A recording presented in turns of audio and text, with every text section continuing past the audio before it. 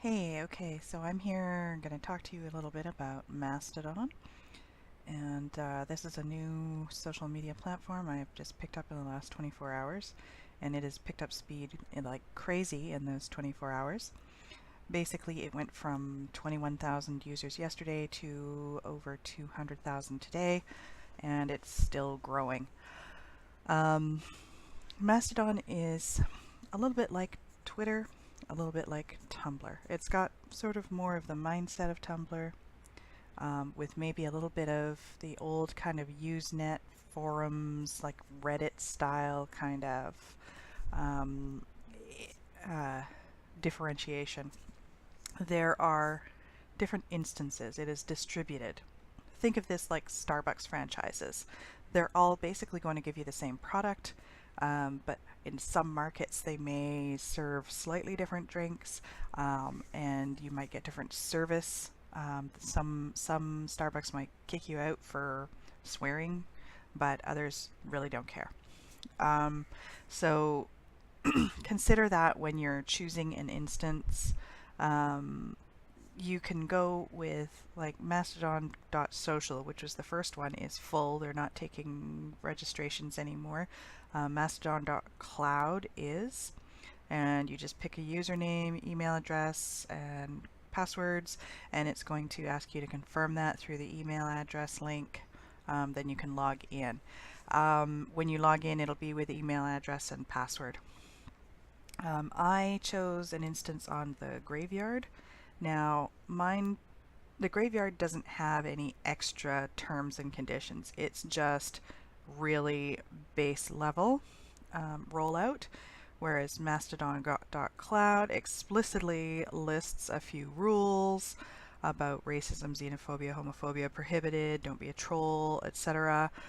There's certain things that can only be put under a content warning, and I'll get to that in a minute.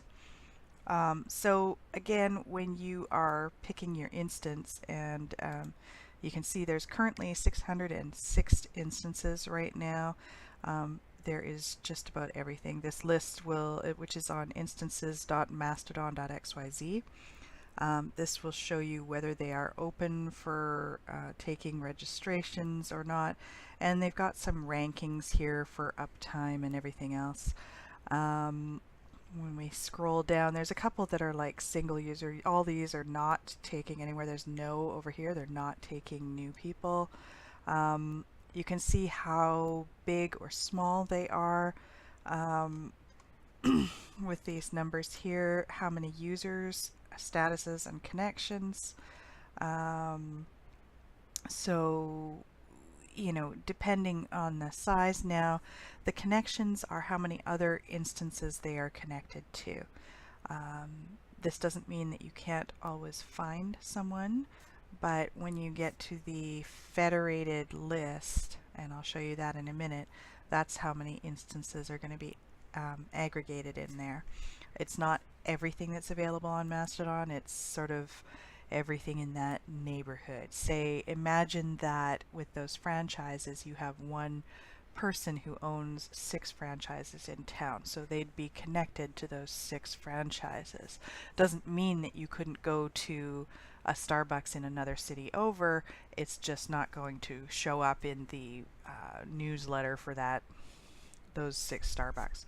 So if we go in to see what it looks like once you're logged in,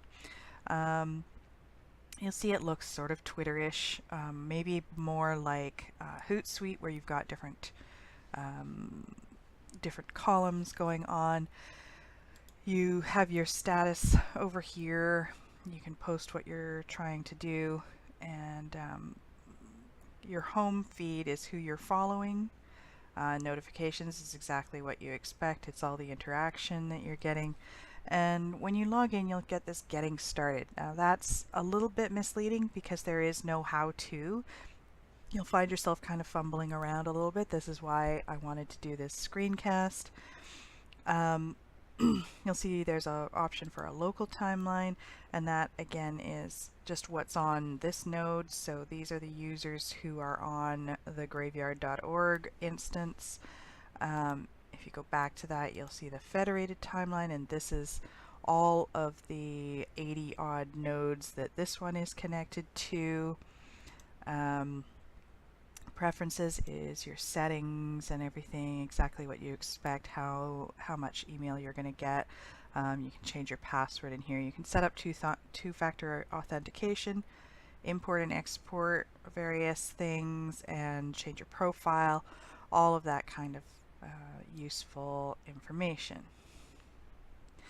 You can have favorites, you can block users, very important. Extended information is about this instance, so there it is, connected to 82 others. There's only 18 users on this one right now. That will grow. And back we go. When you're doing your toots, they're toots, not tweets. I find that a little disturbing. Sounds like farts. It's always going to be a problem, but whatever. We toot. We have a 500 character limit. There's a full set of emojis. You can input media, or you can make it public or private. And the really interesting thing is you can hide text behind a content warning. So you can flag something not safe for work, or you can flag something for violence or for political content, or whatever you think is necessary to warn your readers, your audience, what you're talking about. And it'll just show a show more, and people can click on that if they choose to read the rest. You can just click that off and that disappears. So again, working on a screencast to show others about Mastodon, oh god, I can't spell. And then go over to the emojis, and you've got a huge thing to choose from, and you can change the color from yellow to various skin tones. You've got cute little animals, the usual stuff. So we'll put a little monkey in there, and you can see it spells it out in this code style, but when I post it, when I toot, it will show up as the little monkey over there. You can see I still have 436 characters left, but this is all I want to write, so we toot that, and there's the little monkey. So I hope this helps, and if you'd like to learn more, shoot me a message down below and get back to me, and we will work on more, and I'll see what I can teach you about this. Until then, toot away.